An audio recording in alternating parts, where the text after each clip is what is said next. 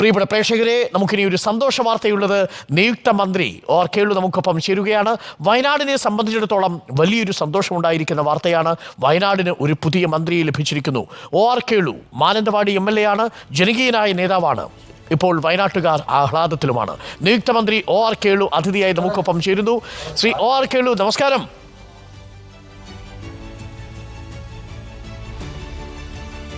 നമസ്കാരം.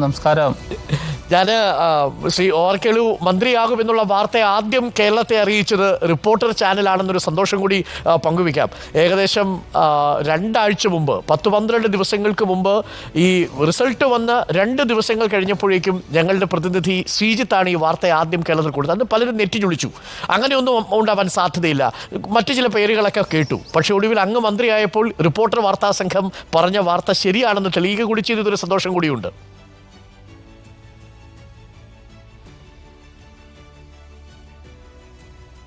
ഓക്കെ, സന്തോഷം. ഈ പ്രത്യേകിച്ച് വയനാട് പോലൊരു ജില്ലയ്ക്ക് സ്വന്തമായിട്ടൊരു മന്ത്രി, അപ്പോൾ ജയലക്ഷ്മിക്ക് ശേഷം വയനാട്ടിൽ നിന്നുള്ളൊരു മന്ത്രി എന്നൊരു പ്രത്യേകത കൂടിയുണ്ട്. മാത്രമല്ല, അങ്ങ് പ്രതിനിധാനം ചെയ്യുന്ന ആദിവാസി ക്ഷേമ സമിതിയിലെ മനുഷ്യർക്കടക്കം വലിയ സന്തോഷമുണ്ടാക്കിയിരിക്കുന്നൊരു വാർത്തയാണ്. അവരുടെ പ്രശ്നങ്ങൾ നേരിട്ട് ചെന്ന് പറയാനൊരു മന്ത്രിയെ കിട്ടിയിരിക്കുന്നു എന്നുള്ളതാണ്. മന്ത്രിസ്ഥാനം ആദ്യം അറിയിക്കുന്നത് ആരാണ്? അറിയിച്ചു കഴിഞ്ഞപ്പോഴുള്ള ഒരു സന്തോഷം എന്തായിരുന്നു? എന്താണ് മനസ്സിൽ ആദ്യം തോന്നിയത് ശ്രീ OR കേളു?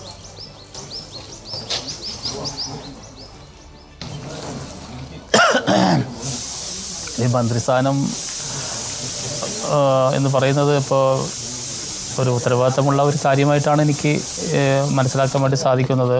കാരണം കുറേ കാലം ഒരു ജനപ്രതിനിധി ആയതുകൊണ്ട് തന്നെ അതിൻ്റെ കാര്യങ്ങൾ നന്നായിട്ട് അറിയാം. അതുകൊണ്ട് വളരെ ഉത്തരവാദിത്വവും നന്നായിട്ട് ചെയ്യേണ്ട ഒരു മേഖല കൂടിയാണ് ഈ വകുപ്പ് അല്ലെങ്കിൽ ഈ ഡിപ്പാർട്ട്മെൻറ്റ് പറയുന്നത്. അപ്പോൾ അതുകൊണ്ട് വളരെ ഉത്തരവാദിത്വം എന്നുള്ള നിലയ്ക്കാണ് ഞാനിതിനെ കാണുന്നത്. ഈ താഴെ തട്ട് മുതൽ അങ്ങ് ഈ രാഷ്ട്രീയ പ്രവർത്തനത്തിൽ ഈ ജനപ്രതിനിധിയായിട്ടുണ്ട്. തിരുനെല്ലി പഞ്ചായത്തിൽ തുടങ്ങിയ ഒരു വാർഡ് മെമ്പറായിട്ടാണ് താങ്കൾ തുടങ്ങുന്നത്. അവിടെ നിന്ന് തിരുനെല്ലി പഞ്ചായത്തിൻ്റെ പ്രസിഡന്റ് ആവുന്നു, പിന്നീട് ബ്ലോക്കിലേക്ക് എത്തുന്നു, ഒടുവിൽ മാനന്തവാടി നിയോജക മണ്ഡലം താങ്കളുടെ കൈകളിലേക്ക് വെച്ച് തരുന്നു. ഇതെല്ലാം താങ്കൾ വളരെ സുരക്ഷിതമായി കൊണ്ടു നടന്നു എന്ന് മാത്രമല്ല, ജനങ്ങളുടെ ഇടയിൽ തന്നെ പ്രവർത്തിച്ചൊരു ജനകീയ മുഖം താങ്കൾ വികസിപ്പിച്ചെടുക്കുകയും ചെയ്തു. ആ ശൈലി തന്നെയായിരിക്കുമോ ഇനി മുന്നോട്ടും?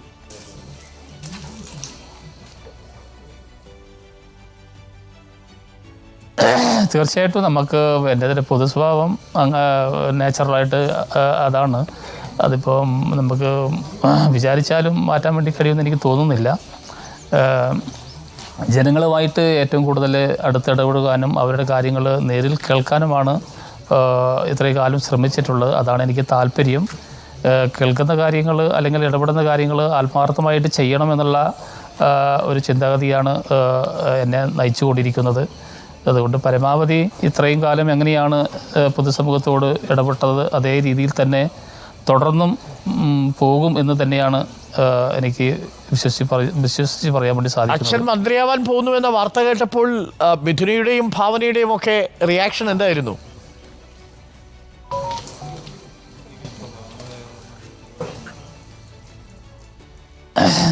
ഞാൻ സ്ഥലത്തില്ലായിരുന്നല്ലോ.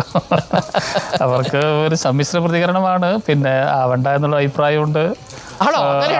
അങ്ങനെ ഒരു സമ്മിശ്ര പ്രതികരണമാണ് പൊതുവെ ഭാര്യയും മക്കളും പ്രകടിപ്പിച്ചത്. അച്ഛനും അതായത് മന്ത്രി ആവേണ്ടതില്ല എന്ന അഭിപ്രായം കുടുംബത്തിലുണ്ടായിരുന്നോ?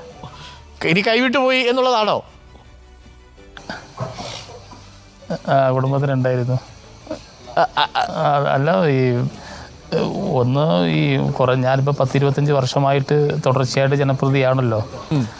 അപ്പോൾ മന്ത്രി കൂടി ആവുമ്പോൾ പിന്നെ ഒട്ടും ആളെ കിട്ടൂലല്ലോ, അത് വിചാരിച്ചിട്ടായിരിക്കാം. സ്നേഹത്തിന്റെ പുറത്ത് പറഞ്ഞതാണല്ലേ. അച്ഛൻ തിരുനെല്ലി പഞ്ചായത്ത് മെമ്പറായി തുടങ്ങിയപ്പോൾ മുതൽ കാര്യമായിട്ട് അച്ഛനെ കിട്ടുന്നില്ല. പക്ഷേ ഇപ്പോൾ മന്ത്രി കൂടി ആവുന്നതോടുകൂടി പിന്നെ അച്ഛൻ തിരുവനന്തപുരത്തായിരിക്കുമല്ലോ, കിട്ടത്തില്ല എന്നുള്ളൊരു ആശങ്കയിൽ പറഞ്ഞതാണ്. എനിക്കൊന്നു വളരെ സന്തോഷമായിരിക്കും എല്ലാവർക്കും, പ്രത്യേകിച്ച് വയനാട്ടിലെ ജനങ്ങൾക്കൊക്കെ വലിയ സന്തോഷമാണ് ശ്രീ OR കേളു അങ്ങ് മന്ത്രിയായി വരുന്നതിൽ.